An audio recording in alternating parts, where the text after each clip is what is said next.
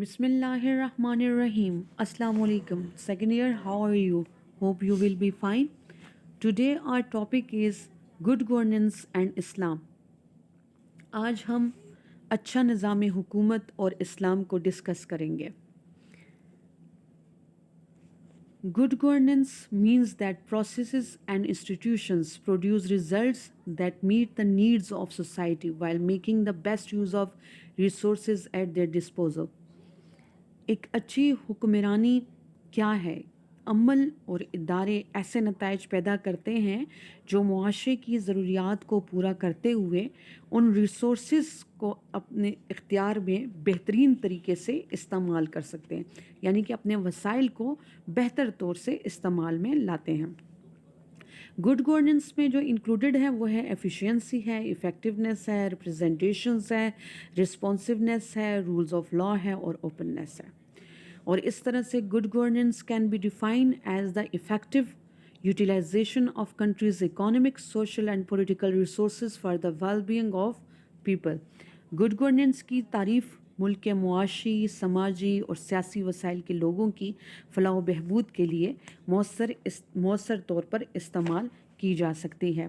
اگر ہم دیکھیں گڈ گورننس کے ساتھ ساتھ اس کی ڈیفینیشن کو سمجھتے ہوئے تو ساتھ میں ہم یہ بھی دیکھتے ہیں کہ اسلام میں ایک اچھے نظام حکومت کی کیا بنیاد ہے. اسلام میں ایک اچھے نظام حکومت کی بنیاد آج سے 1400 سال پہلے یعنی کہ 7ویں صدی عیسوی میں پیغمبر علیہ السلام حضرت محمد صلی اللہ علیہ وسلم نے عرب میں جو انقلاب برپا کیا تھا اس کے اثرات آج تک موجود ہیں. اس کے بعد جتنے بھی دور گزرے ہیں ان تمام کے لیے انقلابات کی بنیاد اسلام قرار پائی. اسلامی انقلاب صرف ذہنی یا مذہبی نہیں بلکہ تمام پسماندہ جتنے بھی قبائلی علاقے جہاں پر قتل و غارت، بہت عرصے کی دشمنیاں، ان معاشرے میں معاشی اور معاشرتی انقلاب بھی برپا کیا. اسلام نے عوام کی فلاح و بہبود کو حکومت کے اہم ترین فرائض میں شامل کر دیا.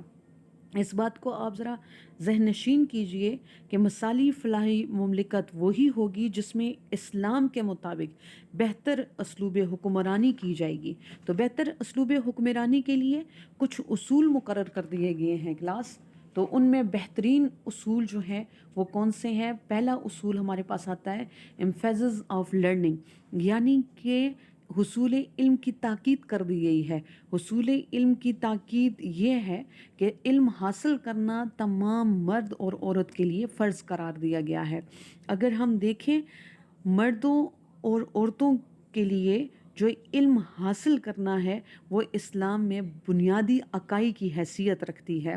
موجودہ زمانے میں بھی ملک و قوم کی ترقی کے لیے اب علم کو بنیادی حیثیت حاصل ہے، لیکن آج سے 1400 سال پہلے مرد کے لیے جہاں پر تعلیم کو لازمی قرار دیا گیا وہیں پر عورت کے لیے بھی علم حاصل کرنا لازمی قرار دیا گیا.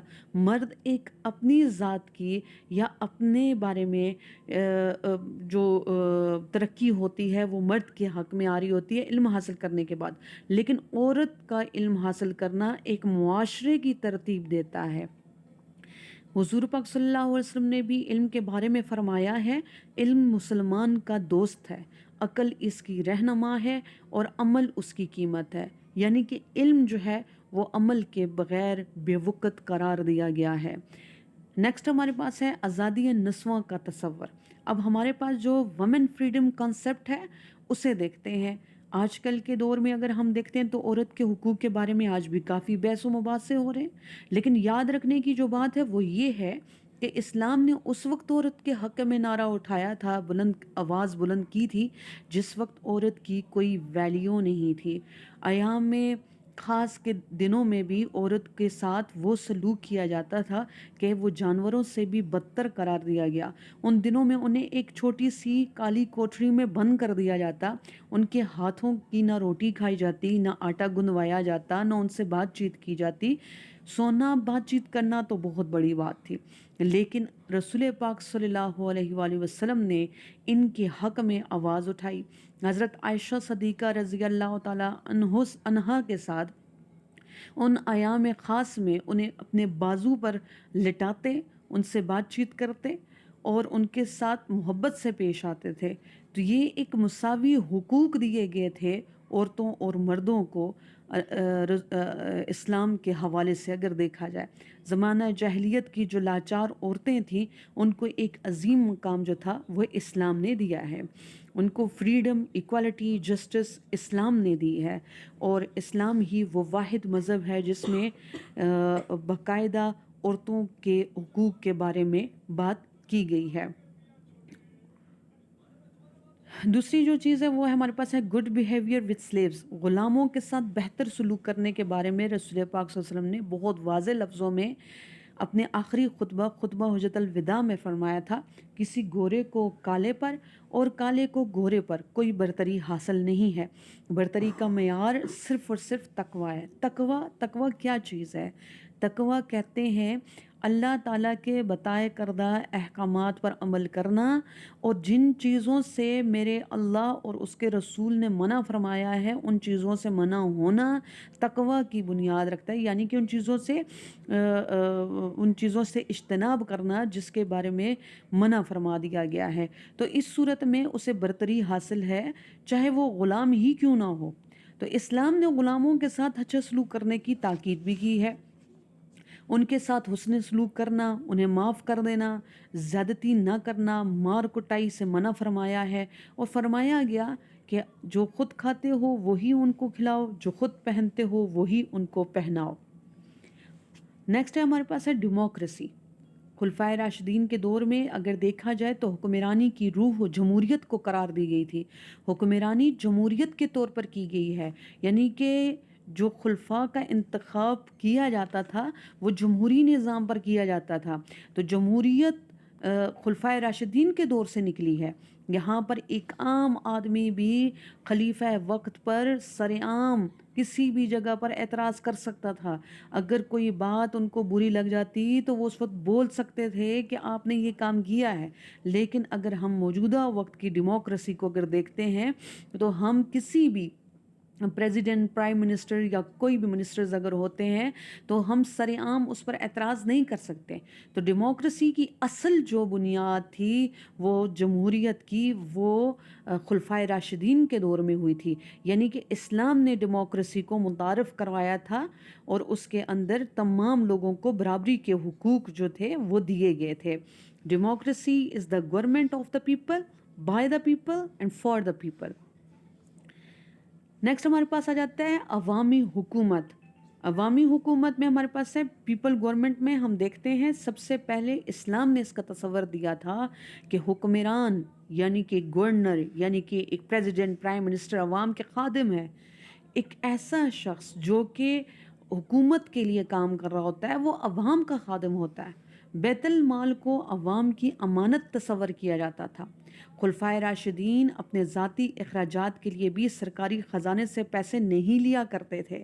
یعنی کہ خلفائے راشدین بھی اپنے ذاتی جتنے بھی اخراجات ہوتے تھے ان میں بھی سرکاری خزانہ جو ہوتا تھا اس سے کوئی رقم نہیں نکالا کرتے تھے کہ ہم اپنے گھروں کو بھر لیں، ہم اپنی بیویوں کے لیے سامان اکٹھا کر لیں، ہم کوئی اور کام کر لیں. وہ یہ چیزیں نہیں کرتے تھے جو کہ آج کے دور میں آپ دیکھ رہے ہیں. اس کے بعد نیکسٹ ہمارے پاس آ جاتا ہے کونسلنگ. کونسلنگ کا مطلب ہوتا ہے صلاح و مشورہ کرنا، فریڈم آف ایکسپریشن، یعنی کہ لوگوں کو ایک دوسرے سے بات چیت کرنے اور ایک دوسرے سے صلاح و مشورہ کرنا خلفائے راشدین کے دور میں شروع ہو گیا تھا. یہ شعور انسان کے اندر، ایک عام آدمی بھی خلیفہ وقت کے اقدامات پر اپنی رائے کا اظہار بھی کر سکتا تھا. وہ کہہ سکتا تھا کہ خلیفہ وقت جو ہے اس نے یہ معاملات ٹھیک طرح سے چلائے ہیں یا نہیں. حکومت کے تمام کام مجلس شورا کے مشورے پر پیش ہوتے تھے اور اس پر عوام کی رائے بھی لی جاتی تھی. اور اس کے ساتھ ساتھ مجلس شورا کا جو نظام تھا وہ جنرل ضیاء الحق کے دور میں پاکستان کے اندر بھی شروع کیا گیا. یعنی کہ آپ کے ساتھ جو امپورٹنٹ بات ہے وہ یہ ہے کہ جمہوری شعور کا پیدا ہونا بہت ہی ضروری ہے اور اسلام نے اس کی ابتدا بھی کر دی. نیکسٹ ہمارے پاس آ جاتا ہے ویلفیئر اسٹیٹ. حضور پاک صلی اللہ علیہ وسلم کا ارشاد پاک ہے کہ قوم کا سردار قوم کا خادم ہوتا ہے. حضرت عمر نے فرمایا خدا کے نزدیک سب سے زیادہ خوش نصیب وہ حاکم ہے جس کے ذریعے سے رعایا خوشحال ہو اور حضرت عمر فاروق رضی اللہ تعالیٰ عنہ بھیس بدل کر گلیوں میں پھرا کرتے تھے اور لوگوں کی ہیلپ کیا کرتے تھے، اور فرمایا کہ سب سے زیادہ بدبخت حاکم وہ ہے جس کے ذریعے سے رعایا بدحال ہو۔ تو آپ کو پتہ ہے کہ قیامت کے دن بھی سب سے زیادہ سخت قسم کی جو سوال جواب یا ان کے حساب کتاب کیا جائے گا وہ ایک حاکم سے، ٹھیک ہے، ایک رولر، ایک حاکم سے ہوگا اور ایک عالم سے ہوگا۔ تو سب سے زیادہ مشکل جو سوال جواب ہیں ان کے، اور حضرت عمر فاروق اس سے بہت زیادہ ڈرا کرتے تھے، اور حضرت عمر فاروق کے دور میں ہی ویلفیئر سٹیٹ یعنی کہ ایک ویلفیئر سسٹم کا جو تھا وہ انٹروڈیوس کروایا تھا، وہ حضرت عمر فاروق رضی اللہ عنہ نے کروایا تھا۔ فلاحی ریاست کا جو تصور تھا نا، یہ سب سے پہلے اسلام میں ہی پیش ہوا تھا۔ عوام کی فلاح و بہبود کے لیے مختلف قسم کے منصوبے بھی تیار کیے گئے تھے، جیسے عدالتیں بنوائی گئیں، نہریں کھدوائی گئیں، لائبریریاں جگہ جگہ پر قائم کی گئیں، یتیم بچوں سے لے کر بیوہ عورتوں کے لیے وظائف بھی مقرر کیے گئے جو کہ بیت المال سے دیے جاتے تھے۔ یعنی کہ بیت المال جو تھا وہ کسی امیر آدمی کے لیے نہیں، کسی حکمران کے لیے نہیں، کسی منسٹرز کے لیے نہیں ہوتے تھے، بلکہ یہ غریب، نادار، یتیم، بیوہ بچوں، عورتوں کے لیے یہ رکھے گئے تھے، بیت المال سے پیسہ لیا جاتا تھا۔ نیکسٹ ہمارے پاس آ جاتا ہے ہیومن رائٹس کے بارے میں ہم دیکھتے ہیں، یعنی کہ بنیادی حقوق، فنڈامنٹل رائٹس۔ بیسک رائٹس کون سے تھے؟ دیکھیں، بیسک رائٹس وہ ہوتے ہیں جو انسان کے پیدا ہوتے ہی اسے مل جاتے ہیں، ٹھیک ہے۔ اب حکومت چلانے میں بنیادی کردار ہم اس کا دیکھتے ہیں کہ اس کے سربراہ کا ہوتا ہے نا۔ حکومت چلانے میں بنیادی کردار سربراہ کا ہوتا ہے۔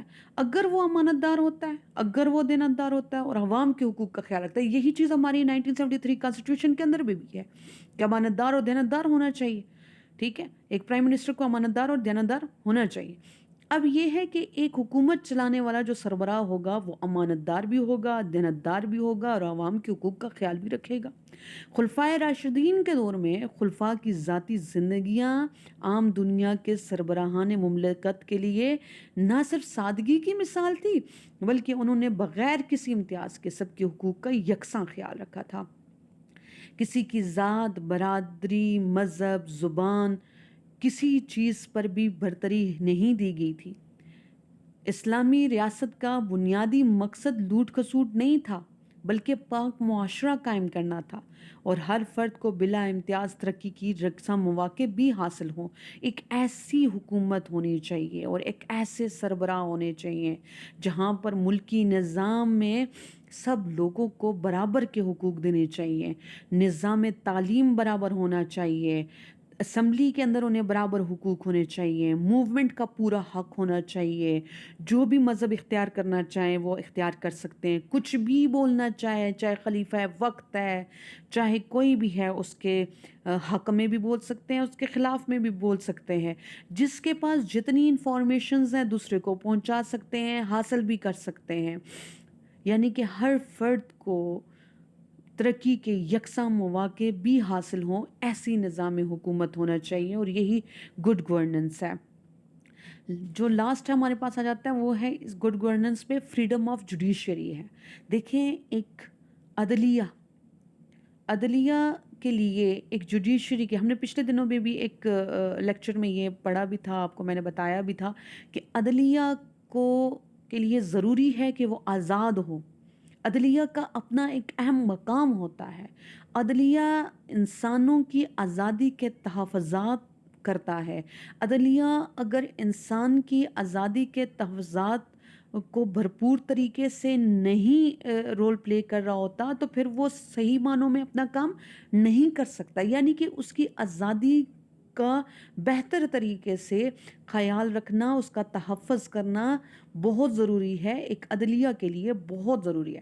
اور ملک میں عدالتی نظام، جوڈیشری، عدلیہ کو بہت اہم مقام حاصل ہے، اور عدلیہ خود مختار ہوگا، یعنی کہ یہ انڈیپینڈنٹ ہوگا، اس کے اوپر کسی کی کوئی دباؤ نہیں ہوگا، کوئی ایڈمنسٹریشن کے حوالے سے اگر کوئی بھی بندہ ہے وہ اس پہ دباؤ نہیں کر سکتا، کوئی اور اس کا رشتہ دار ہوگا، کوئی اور ہوگا، اس پر دباؤ نہیں ہوگا، یعنی کہ یہ اپنا فیصلہ سنانے میں خود مختار ہوں گے۔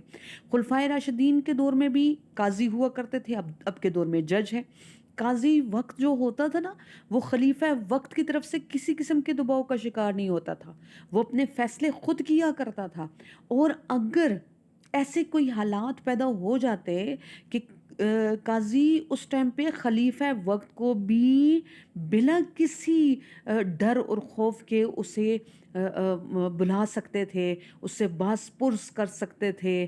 عوام نے اگر کسی خلیفہ کے بارے میں، کسی کے بارے میں اگر کوئی بات، کوئی شکایت درج کی ہے، تو قاضی اس خلیفہ کو بلا کر اسی وقت اس سے بات چیت کر سکتا ہے۔ یہ اسلام ہے۔ اسلام کے اندر ان تمام چیزوں کو فرداً فرداً اسی لیے وضاحت سے بیان کیا گیا ہے، تاکہ پتہ چلے کہ حکومت چلانے کا جو بہترین نظام ہے، جو بہترین طریقہ کار ہے، جو ڈیموکریسی ہے، جو بیسک رائٹس ہیں، جو فریڈم آف جوڈیشری ہے، جو غلاموں کے ساتھ سلوک ہے، جو عورتوں کے ساتھ سلوک ہے، جو ایجوکیشن کے حالات ہیں، یہ جو ڈیموکریسی ہے، فریڈم ہے، ویلفیئر اسٹیٹ ہے، یہ سب کچھ اسلام نے واضح کر دی ہے۔ اور اسلام کا جو اسلام کے طور طریقوں سے جو حکومت چلائے گا وہی بہترین حکومت ہوگی۔ اپنا خیال رکھیے گا۔ اگر کسی بھی طرح کا کوئی مسئلہ ہوتا ہے تو وہ مجھ سے سبجیکٹو گروپ میں آپ پوچھ سکتے ہیں، ٹھیک ہے؟ اپنا خیال رکھیے گا۔ اللہ حافظ، بیسٹ آف لک۔